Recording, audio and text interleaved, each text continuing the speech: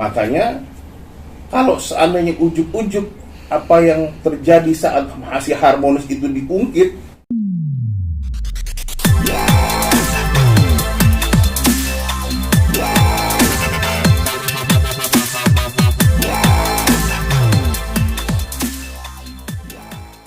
terima kasih rekan-rekan media atas kehadirannya. Semoga dengan adanya rekan-rekan media ini bisa membantu kami untuk meluruskan tentang peristiwa ini yang terjadi itu sebetulnya seperti apa. Saya mau mulai dari awalnya perkenalan antara klien kami dengan si Ibu M. Sesungguhnya klien kami ini terlebih dahulu berkenalan justru dengan suaminya. Nah, baru setelah itu berjalannya perkenalan antara klien kami dengan suaminya, barulah mereka berkenalan dengan istrinya. Ada apa perkenalan itu dengan suaminya, bagaimana bentuk perkenalannya, seperti apa perkenalannya, mungkin nanti akan dijelaskan secara detail oleh klien kami, atau mungkin juga nanti dijelaskan dalam forum yang khusus. Kemudian perihal mengenai adanya mentransfer uang antara Ibu N dengan klien kami. Perlu kami jelaskan bahwa terjadinya hal tersebut dikarenakan justru si Ibu N inilah yang berniat membangun rumah baru di atas tanah yang dia miliki saat ini.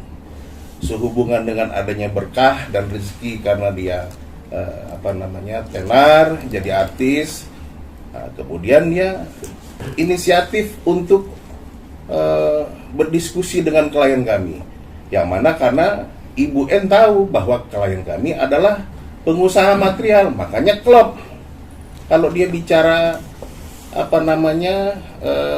berkeinginan untuk bangun rumah baru di atas tanahnya dia. Atas kesepakatan tersebut, atas ijab dan inisiatif itu, mereka berdua membuat kesepakatan. Yang membuat kesepakatan ini mereka berdua nih. Mereka, Ibu Astri, Ibu N, dan Tuhanlah yang tahu apa yang terjadi di sana, apa yang disepakati. Nah, kemudian menurut klien kami bahwa sehubungan dengan niatan itu sudah diatur, sudah disepakati mengenai harga, mengenai materialnya, mengenai cara ngebangunnya, mengenai waktunya, mengenai desainnya. Klien kami sudah buatkan desain, klien kami sudah memperlihatkan gambar yang nanti akan jadi rumah tersebut, dan sudah disepakati, sudah disetujui. Memang yang menjadi permasalahan adalah tidak adanya perjanjian secara tertulis ketika itu. Itu juga yang kami sayangkan sebagai kuasa hukum kepada klien kami. Namun itu bukan tanpa alasan. Klien kami mengatakan bahwa, Om, Pak, saya sudah waktu itu minta, saya waktu itu sudah mau minta bikin itu perjanjian, tapi dia takut diketahui oleh suaminya. Dia takut suaminya jadi ikut campur. Dia takut suaminya jadi ngatur-ngatur. Akhirnya hilanglah itu. Yang harusnya dia buat, perjanjian itu harusnya dibikin, karena ada permintaan itu, klien kami akhirnya sudahlah. Atau sebagaimana rekan kami sebutkan tadi, hubungan antara mereka ini sudah sangat dekat, sudah seperti kakak beradik, dan itu pun dikonfirmasi oleh pihak sana, dia mengakui masih jadi. Masih jadi. Nah, itu yang saya bilang, lazimnya kakak beradik pasti ada memberi, saling menerima, saling memberi, saling pinjam meminjam, itu sudah pasti, tidak ada perjanjian.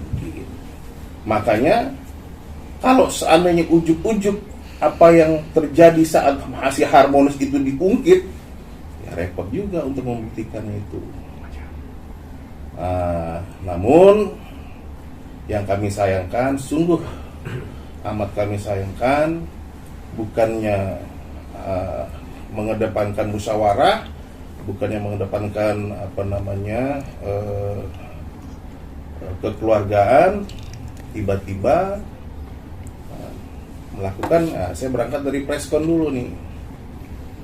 Respon yang dilakukan oleh pihak dia itu tertanggal, kalau tidak salah tanggal 3 ya, 3 Januari. Di dalam preskon itu sungguh luar biasa. Menurut saya keji itu mereka semua, menuduh, menghabiskan klien kami. Mereka bilang bahwa klien kami membawa kabur, menipu, curang, dan banyak lagi keterangan-keterangan yang tidak benar.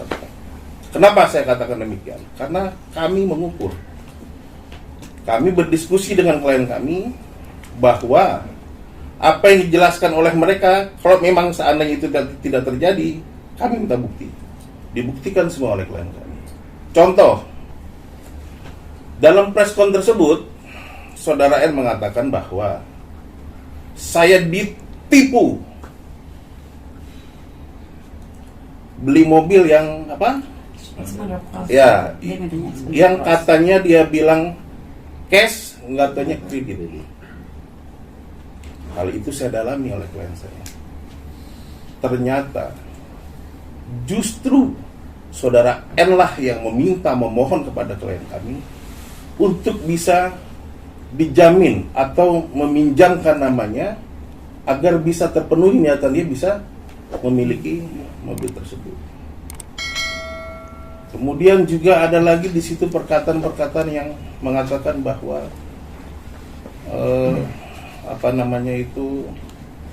uangnya dibawa kabur. Kalau dibawa kabur itu kan nggak ketahuan. Ini mereka tahu rumahnya, mereka tahu tokonya. Masalahnya bukan dibawa kaburnya, angkanya ini yang berubah-berubah. 1 M, ya kan? 1,3 M. Yang paling akhir tuh, yang paling parah tuh 2 M dibawa kabur. Menurut saya itu mau babi buta. Kasihan klien saya. Klien saya berikut juga dengan pimpinannya, itu kan punya keluarga, punya rekan bisnis, punya teman sosial, itu sangat berpengaruh. Bahkan dengan kejadian ini, secara finansial sudah banyak yang dirugikan. Banyak kontrak-kontrak yang batal, banyak kontrak-kontrak yang di-reschedule. Dan itu nilainya fantastis. Nanti bisa dijelaskan oleh Pak Saman ya Pak ya. Kemudian juga ada keterangan-keterangan yang tidak benar, justru itu mendiskreditkan klien kami, yang mana dia katakan bahwa dia menjaminkan sertifikat untuk mendapatkan uang. Bohong. Tidak ada itu. Karena apa? Di somasinya dia tidak sebutkan itu. Di somasinya dia tidak minta itu. Jadi saya berpikir ini orang maunya apa? Janganlah merugikan orang lain hanya untuk meluapkan kepentingannya dia, mencari hal-hal lain lah yang demi kepentingannya dia, untuk nama populernya dia. Jangan dong. Apalagi mendampingi ketika itu. Saya bisa katakan itu pada saat itu dia tidak ada kuasanya. Karena saya lihat kuasa itu baru ada sejak tanggal 14. Masih 14. Surat kuasanya 14 Ya, Januari. tanggal 14 Januari. Artinya mereka itu, pendamping-pendamping itu berkomentar ketika itu tidak ada kuasa. Jadi itulah yang kami sayangkan, dan hal-hal itulah yang justru membuka permasalahan baru, yang mana justru membuka hak hukum klien kami untuk melakukan tindakan upaya hukum yang serius, yang maksimal, agar dia bisa mendapatkan, mereka ini bisa mendapatkan hak-hak keadilan.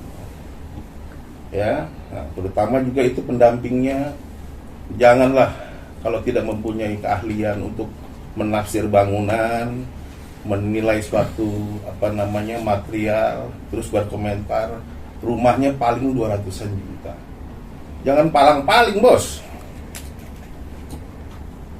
Ya. Kalau 200 kasihan. Kenapa? Ada orang yang sudah nyohor rumahnya miliaran terus dijatuhin 200 juta, itu kan kasihan. Udah bikin konten di mana-mana rumahnya miliaran, ente sebut 200 juta. Kasihan.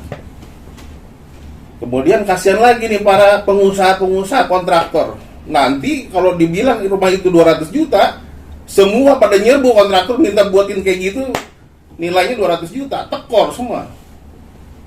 Gitu. Ya.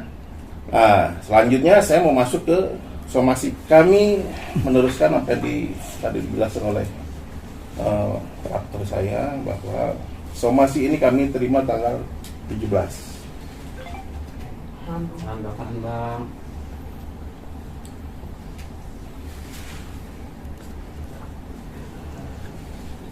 Di sini sama, balik lagi poin per poinnya, bukan seperti dia mengedepankan kekeluargaan untuk perdamaian. Justru kami melihatnya, menduganya seperti ada niatan untuk memeras. Karena apa? Contoh,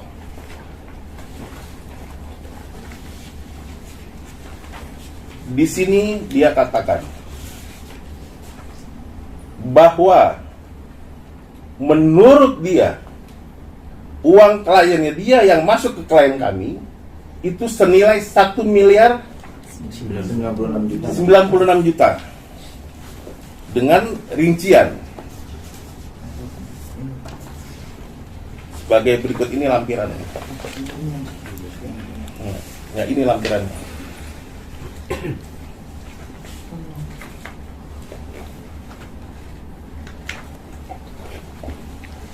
Oke. Dan yang lucunya dan yang membingungkannya, ini somasi tidak cermat dan ceroboh. Kenapa? Kami sudah berhitung berkali-kali ini, menjumlahkan ini, hasilnya tidak sama dengan apa yang diklaim oleh dia. Entah apa itu maksudnya, entah apa. Mungkin salah hitung, mungkin diduga ada kesengajaan, mungkin juga diduga ada mau markup, mungkin ya. Dan kemudian yang parahnya lagi ya, menurut kami ini parah nih.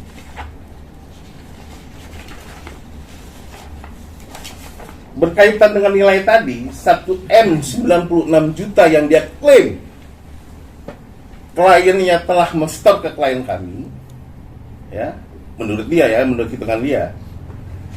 Di sini juga dia minta itu semuanya untuk dikembalikan. Coba.